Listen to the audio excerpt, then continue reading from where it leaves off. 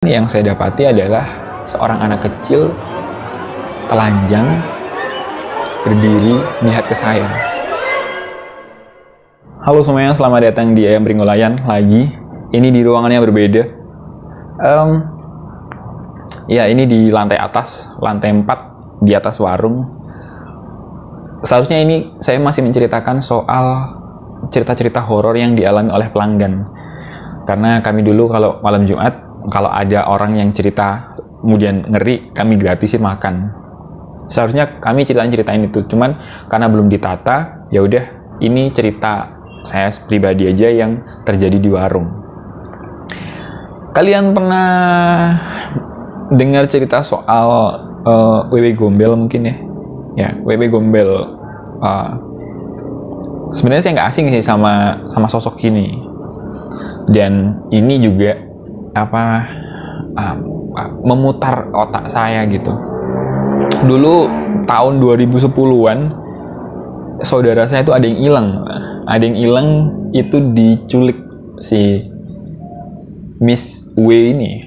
Jadi ceritanya maghrib saudara saya bersih-bersih kebun. Maghrib bersih-bersih kebun.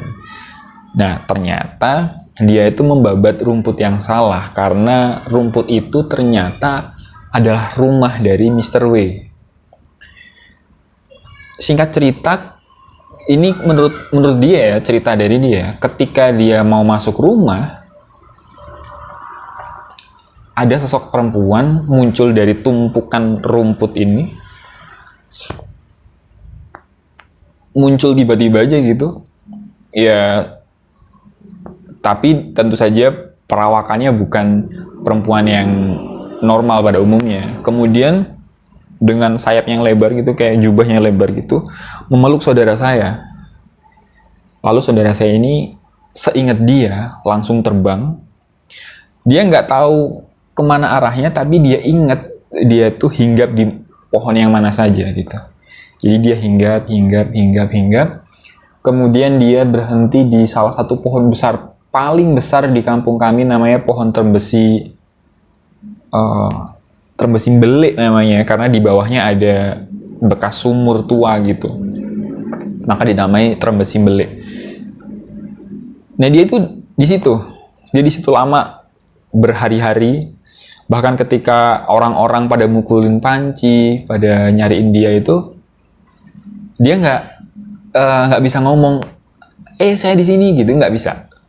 Padahal dia bahkan kakinya itu keinjak salah satu orang yang nyari. Tapi seperti ditutupi gitu kan. Terus setelah berhari-hari di situ, saudara saya ini katanya, seingatannya itu dijemput sama orang tuanya. Sama orang tuanya ini diajak untuk pergi umroh. Terus ya mau dong dia, akhirnya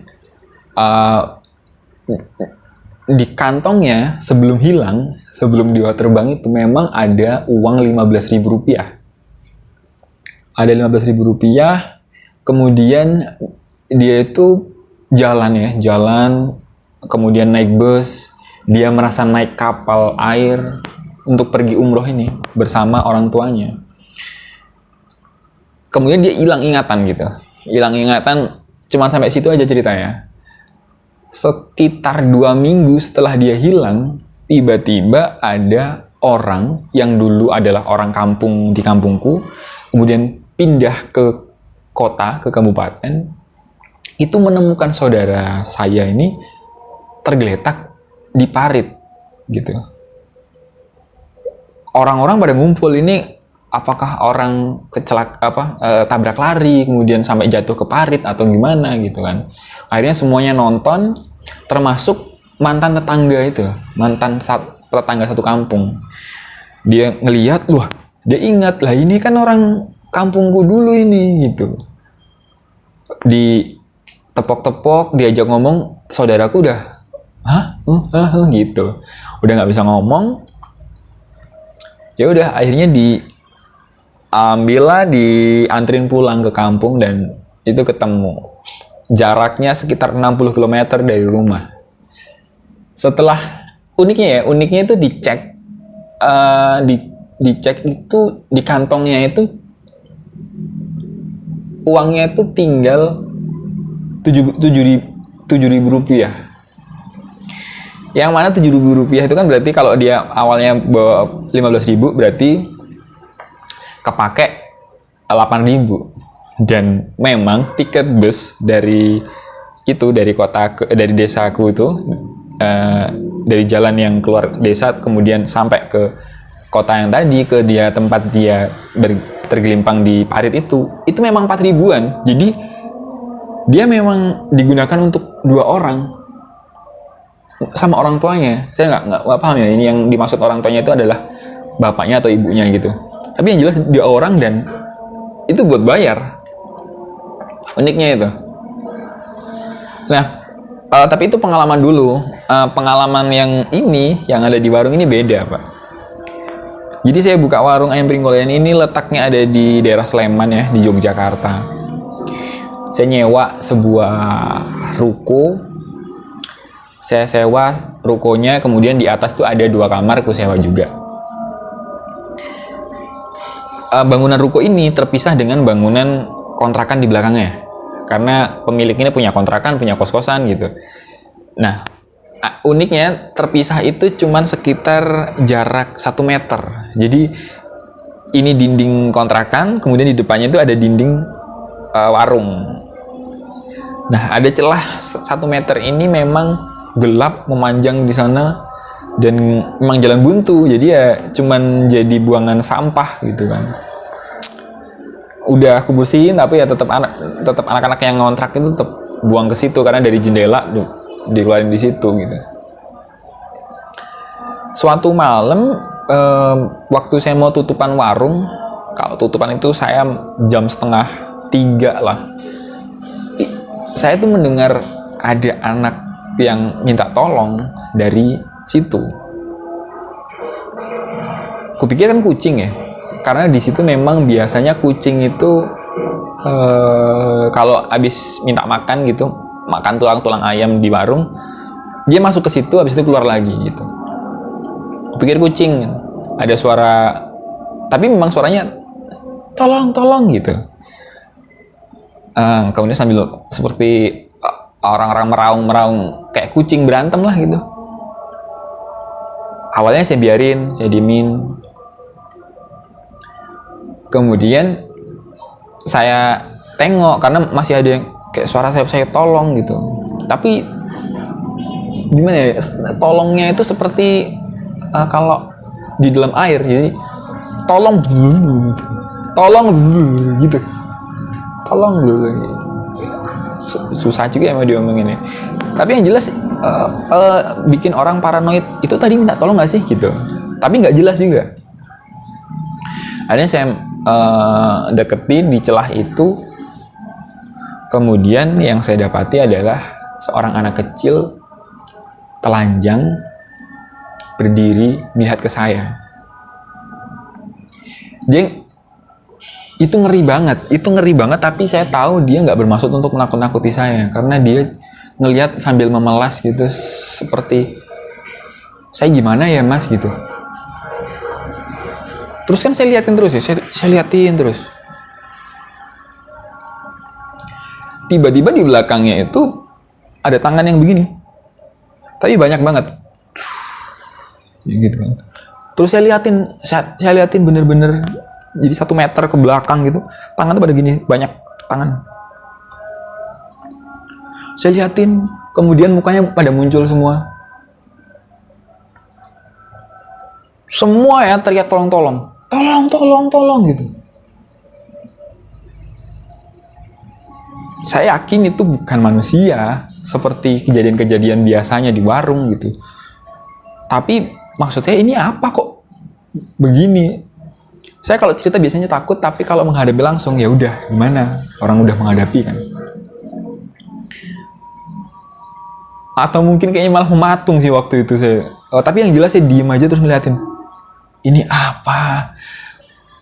Ya dalam batinku juga sih, aduh anjing ini warung kenapa lagi gitu.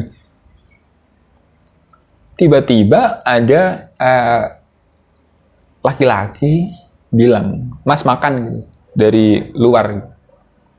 Terus saya tengok, udah habis Pak, bilang gitu. Udah habis Pak, baru mau tutup bilang. Selesai nengok sana, aku tengok anak-anaknya itu udah hilang. Tapi waktu hilang itu memang ngelihat sekelebatan kain itu turun dari bawah, seret gitu. Jadi kayak tirai yang diangkat gini terus dilepasin, pluk gitu. Tapi begitu pluk, hilang semua, nggak ada apa-apa, nggak ada anak-anak itu lagi. Terus saya ngeliat keluar lagi, orang yang tadi mesen itu masih ada, bapak-bapak. Waktu itu nggak ngeliat mukanya sih, jadi memang ya udah gitu kan, udah habis Pak. Terus aku maju ke depan, habis Pak, masih ada Mas, satu katanya, kata mbaknya masih satu katanya. Kupikir dia ngomong kata mbaknya itu pacarku. Aku juga terus nggak banyak omong ya, terus ku buka panci, masih ada satu paha, ternyata memang benar. Ya udah, ku bakarin waktu itu. Setelah ku bakar, ku kasih, beliau juga duduk, tanyain mau minum apa gitu, air putih aja. Kata dia, orang yang udah tidak berumur, apa yang dimakan selain air putih, kata dia. Aku nggak maksud ya waktu itu, orang kupikir dia ini memang merendah karena orang yang lagi sepuh gitu. Terus waktu balik mau aku ambilin air putih, dia manggil lagi, Mas, air putihnya pakai kembang, kata dia. Waktu ku tengok, orangnya masih sama. Waktu ku tengok masih sama, tapi memang ada kapasnya di sini.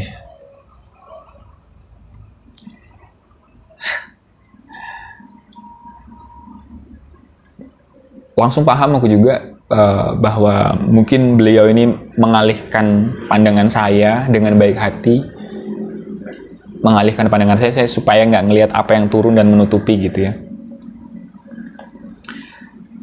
Terus kaget ngelihat beliau yang masih ada kapasnya. Saya balik badan, aku bilang ya udah Pak, ini paham, saya paham gitu. Lama-kelamaan nggak ada tanda-tanda gerakan gitu ya, nggak ada apa gitu. Tengok memang udah nggak ada.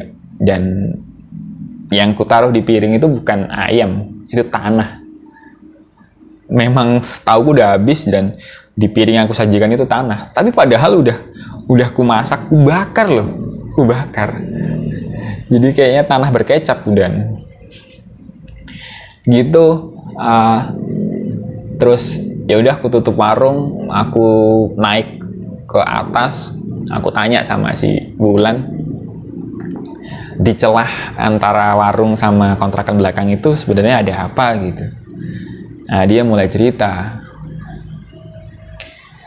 Sebenarnya ada sosok ibu yang baik gitu. Beliau ini suka ngumpulin anak-anak yang ditelantarkan. Anak-anak yang ditelantarkan ini dibawa ke situ. Makanya kalau pas dia lagi bau banget gitu, ada sumber bau gitu dari situ, si Wulan ini ngajakin saya pergi, menyingkir dari situ. Karena itu tandanya mungkin lagi ngasih makan atau nggak tahu ya apa ya gitu. Karena kan dia dikasih makan dengan sesuatu yang tidak wajar gitu ya. Dan saya juga nggak tahu yang ada di situ tuh anak-anak tuh masih dalam keadaan hidup atau sudah enggak. Saya juga nggak tahu gitu.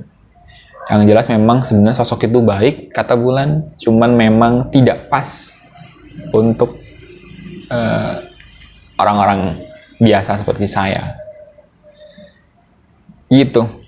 Itu adalah cerita soal bebek gombel yang ada di warung dulu ya. Sekarang soalnya warungnya udah tutup sementara, semoga nanti dapat tempat yang lebih bagus. Kalian punya pengalaman soal bebek gombel? Silahkan cerita, atau mungkin di kampung kalian ada cerita-cerita semacam itu, karena saya yakin bebek gombel itu hantu yang lumayan realistis Pak. Maksudnya kok realistis sih, maksudnya adalah eksistensinya itu logis gitu, nggak yang cuman datang terus wah gitu, nggak. Karena biasanya hantu ini bener-bener mencuri jasad, mencuri jiwa dan raga, terus dibawa, dipindah tanpa membuat orang ini meninggal atau yang lain gitu. Jadi itu kan cukup real ya. Kalau cuman sebatas pengontrol sosial masyarakat, kayaknya enggak deh. Orang beneran ada orang hilang soalnya. Gitu. Sekali lagi terima kasih teman-teman, silahkan subscribe. Terima kasih untuk beberapa video yang kemarin meledak sampai ada yang 100.000 loh. Thank you. Kayaknya akan jadi lebih niat untuk membuat video karena cerita-cerita horor soal warung masih sangat banyak. Dan mungkin nanti kita akan jalan ekspedisi ke tempat-tempat yang berhubungan. Gitu ya. Thank you banget.